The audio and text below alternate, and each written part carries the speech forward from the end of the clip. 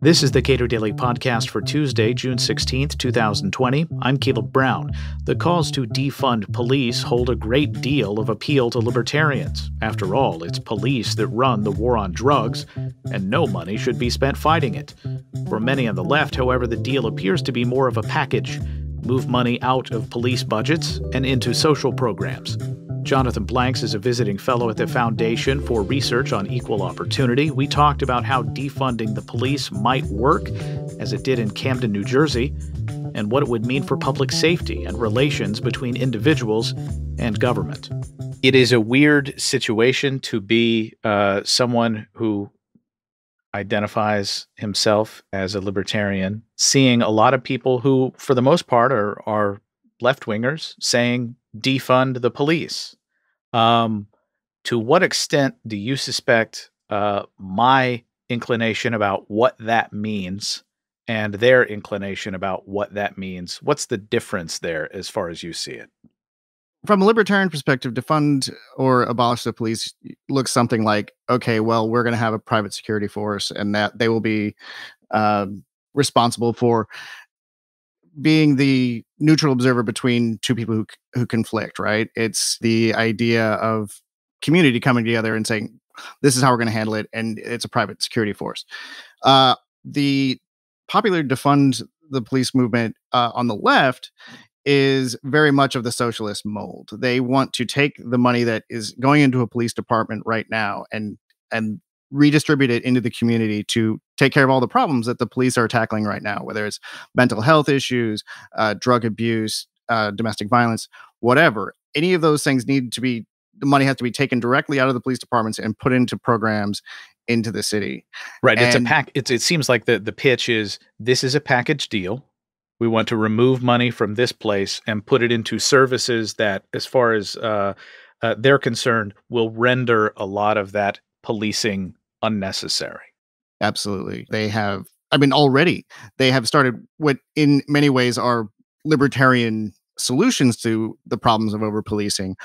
They have violence interrupters, where people who are known in the community who may have done time because they were gang banging back in the day, and they get out and they try and come in to mediate disputes so people don't follow the same path that they did. There are mutual aid societies that are trying to help people stay on their feet, particularly in like times of pandemic. So it's a lot of really grassroots stuff, but the defund movement is much more of a let's get government money to do this. And so there are going to be, and there already have been, libertarian objections to the sort of like the broader program. Now, I suspect that if you watch voter support for Black Lives Matter, if not the group, certainly the notion, the voter support has skyrocketed recently for the idea, at least. I suspect then that the median voter is not somebody who wants to zero out police budgets, but is definitely somebody who thinks that their budgets ought to be viewed with a great deal more scrutiny. Yeah, and I don't think there's anyone on any side, any political side, that doesn't think that police could probably spend money better outside of the police themselves, right? The police are like, oh, we just want more money. But insofar as you're a deficit hawk or you're just trying to balance a budget, you figure that there are some things that police spend money on that we could probably zero out. But the idea of getting rid of a police force, I think, is still anathema to a very large percentage of Americans. To the extent that I think there's a lot of conflict between observers right now is that, what are we going to cut? A lot of the defunders are like, we basically want the police out of our community entirely. So like cut back the number of police officers, but they also support a lot of the things that libertarians would want to cut: the militarization of police, all the tanks and all that stuff, the drug task forces, all these units that basically come into the community to the community's point of view, terrorize, but to the police view, enforce the law. And it's just sowing those antagonisms between the police and the community over and over again. So in the first few weeks of protests, it's pretty typical that you don't see a list of well thought out requests, demands from protesters. It usually takes a while for that kind of stuff to gel. Certainly, qualified immunity is on some people's lists. But if you were had to assemble a list for people to say these are the things that you ought to be fighting for, that whether or not they effectively are a cut to a budget, what are the changes in policing that you see providing a disproportionate punch, given the what people are demanding now? I think if you take what the abolitionists and the defunders say that they want to do, when they make their argument, they're like, "I, you guys think it's really crazy that we're saying get rid of the cops." But the thing is, if you go into a rich white neighborhood, if you see a police officer, it is to the side. He's like, maybe he's doing traffic enforcement, but it's not. He's not in your face. He's not doing everything. Rich white communities live without the police all the time. We want the same thing. And so when you think about what policing actually looks like in these neighborhoods, where there are officers jumping out of cars and searching kids for guns, where they're running, or they are jump when they're jumping out of cars, sometimes they have their guns drawn, very aggressive, in your face policing. Get rid of all of that.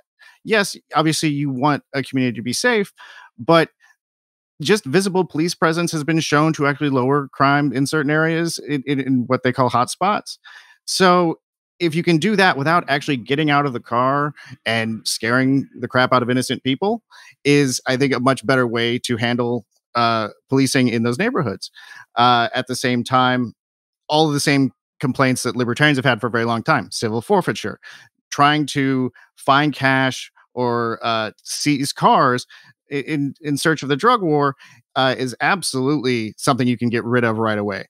Unfortunately, I'm afraid that the rhetoric to defund police in states where they have civil forfeiture laws is actually going to increase police reliance on that, because the municipal budgets are all going to start crunching because of the tax loss from the pandemic and everything that we've lost with the economy. Yeah, you before we started recording, you had mentioned that that it's sort of a be careful what you wish for kind of thing, where we have to stipulate up front there will very likely be a police force operating in some capacity in your community in the future. So if you take that as a given, what do you want to do? And if people are advocating for reducing budgets, reducing a lot of the things that police do, if that means a tighter belt for police departments, civil forfeiture is a pretty profitable way to go. Absolutely, and that will increase the aggressive policing that is antagonizing everyone, because I think so. We get so caught up in the brutality and these really horrible stories, and they are horrible, and there should be many fewer instances of this. But insofar as, like, these aren't the only problems. We have daily abusive police, and that it just wears on a community. It wears on the people. It wears on the cops as well, because they're stopping a lot of the same people. They are not liked in their neighborhoods, and it's just, no one's happy with the situation. And so the complaints are absolutely valid, and the police should internalize them. Unfortunately, the incentives line up right now where, say, if there is a spate of shootings in a neighborhood, even though that the police department has already adopted community policing, kind of friendlier, non-antagonistic ways, if there's a spate in shootings, the mayor is going to come down on the police chief saying, "Hey, we need to get guns off the street." So the first thing that the the police chief does, is send his officers out, like, go get guns off the street. So they go find guns, they turn them in, they say, "Hey, look, all these guns we got off the street." And what they had to do to get those was shake people down and sometimes violate their rights. Maybe they get conviction, maybe they don't, but they solve the problem at hand. And so you have a political problem that the police are trying to solve, and the community isn't any better off, because all the research shows that when people are carrying guns on the street, like young kids in the inner city, it's because they're scared to death. And if that's not everyone who's carrying a gun is going to hurt someone. Now, granted, we don't want to encourage that behavior, but at the same time, shaking a bunch of people down and finding random guns is not actually shown to make anyone safer. Yeah, it certainly runs the risk of destroying whatever relationships uh, officer friendly might have created in those communities. Yeah, I mean, so here in DC, we have what's known as a gun recovery unit. And at the same time, the DC police has been very, very open about their past problems with brutality and their past problems with use of force. Just today, they tweeted about it's been 19 years since they, entered a consent decree with the federal government, and they have really, really improved their use of force and their any discriminatory tactics. And if you do ride-alongs with DC police officers, they are very, very cognizant of this. They understand that they need to have a good relationship with the people in their community. But the gun recovery unit still operates like a gun recovery unit sounds like it would operate, which is jumping out of cars and trying to find guns. And so there was a great story, I think, in Politico a few years ago, where they interviewed a bunch of high school seniors in the district and asked them how they felt about the police. They're like, well, our school resource officer is cool, but we hate the jump out cars. And they come like, can't remember the days, but 2 days a week. They knew that's when they were out, and they would just be expecting them. So it they hated them. They were absolutely just scared of them. And each of these kids had lost someone to gun violence. And so it's not that they don't feel that there is something wrong in their community that they want to get fixed, but this is not the way to do it, and they all understand that. So, to the extent that people are calling for defunding the police, I think there are a lot of lower income and minority neighborhoods that might look at that skeptically. And there are a lot of wealthier and whiter people who look at that and say, "Yeah, sure, why not?" And when you look at even given the nature of the typical interaction that these different groups might have with police, you also sort of sense that maybe there's a little bit of privilege at work in calling for either defunding or abolition. Is that fair? Um, I mean, I think the defund movement, because it's been working for a while. I mean, just to lay some background, the people have been putting effort into this, like mobilizing this effort for decades. People are now just hearing about it, but it has been going on for a bit. So on the left, it has quite a wide, a very wide purchase.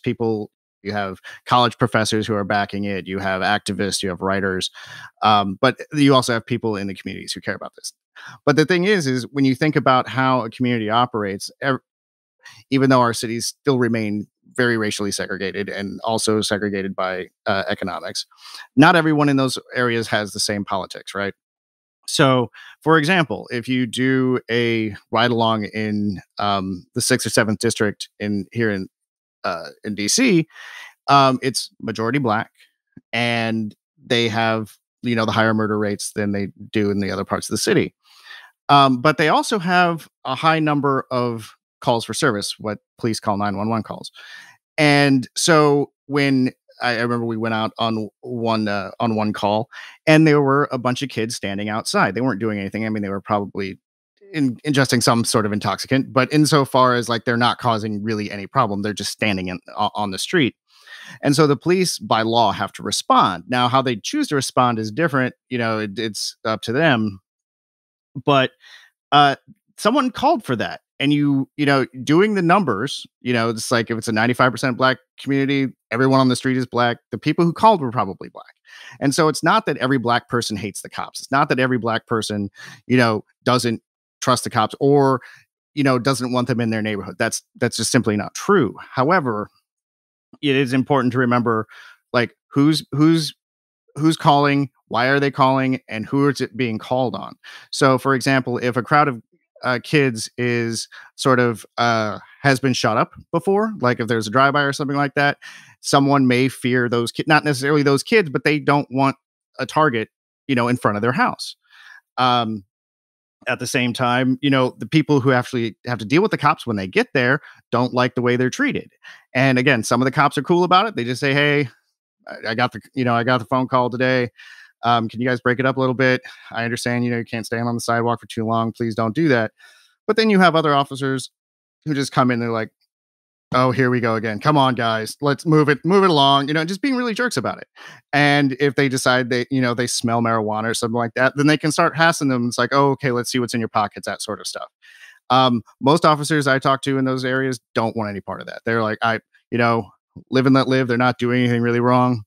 I don't care. And certainly, 16-year-old me, I wasn't thinking that I would ever be in a police car and drive through a cloud of marijuana smoke and the cop not blink an eye. In the effort to defund or abolish, and I want to clarify that we're really talking about defunding the police, but in Camden, New Jersey in 2012, they blew up the department and started over. So they seem to be operating from the perspective of, we are going to have a police department, but we need to start over. What did they do, and why do you think that's a model worth building on? So the leadership of Camden Police Department had wanted to make a lot of changes for a long time. They had a very high crime rate. They had an insanely high murder rate. And the leadership wanted to make changes. And they had a very aggressive, in-your-face style of policing, and they couldn't change it. Every time they tried to put in some sort of, better policy, the union would fight it, and they would need like more money for the cops for them to get anything done. And so it just got to the point where they were completely ineffective, effectively. And the state government, the local government, and the police department and the police leadership decided to disband the entire unit. Every officer in the department, including the chief, got fired, and they had to reapply and take a 50-page re-entrance exam. And so they did hire a lot of the officers back, but they didn't hire all of them. And they were able to build a new culture there that was much more focused on what the community needed, was much less focused on the enforcement of the laws and actually trying to figure out what is actually going to make the community safer. And they've seen a dramatic drop since that blowing it up in 2012. They have seen a dramatic drop in both violent crime and murder. And it's still a problem city. I mean, don't get me wrong. It is not, it has not turned into Mayberry. But insofar as this is a way that you can handle a department that has just lost its way, the police chief did get his job back. He helped rebuild it.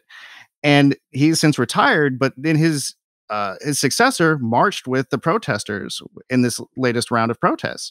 They didn't have any of the problems that we saw all over the country. Does that police department still have problems? I'm sure that they do. But insofar as they are going to be more responsive to that than they would have been in the last go round. And part of that is, the pressures that the power that the union had. And I think we have to think of better ways going forward to try and loosen the grip that police unions have on these police departments. And as we watch a lot of these protests continue and calls for reform grow, it seems that the police unions at least, are trying to dig in their heels a little bit. They do not seem responsive. It almost seems like that blowing up the department and starting over is the only way out for communities that really want reform and are being sort of stymied at every turn. Yeah, I mean, but there are 18,000 police departments in this country. I can't give you a percentage of how many of them are, sort of Camden style, can't get anything done, sort of beyond the hope of reform. But there are certain departments that absolutely need to be blown up. Just today, right before we started recording, I saw that the Chicago office of Bobby Rush, Representative Bobby Rush, had been burglarized during their unrest, and several officers, including 3 supervisors, just basically took over his office. Well, keep in mind, looting and rioting is going on outside. They don't care. They're sitting around his office. They take his microwave popcorn, pop it, and eat it. Some of them are sleeping in there, just using his phone, just basically, oh, okay, we're just going to take over this guy's office. Both obviously the representative and the mayor were quite offended at this, and it just sort of fits with the pattern of unaccountable Chicago cops. I mean, They have such a long history of misconduct that it is just absolutely maddening. So going forward, when somebody hears the phrase defund the police, what should they believe about the slogan? I think they have to realize that the people who are complaining have a really legitimate point. The police are spending the money on the wrong things. They are policing entirely wrong. And the fact is that we should be able to come together and come up with a way to better spend the money and to better police these communities. Um, it will be tied with abolition. It will be tied with a bunch of other programs that a lot of people aren't going to want to buy into, particularly in a time where you're going to see a lot of municipal austerity. But insofar as they have a legitimate complaint against a police force that is abusing them, it's absolutely true, and we need to work with them to make it a better place. Jonathan Blanks is a visiting fellow at the Foundation for Research on Equal Opportunity. We spoke last week. Subscribe to the Cato Daily Podcast wherever you please, and follow us on Twitter @Cato Podcast.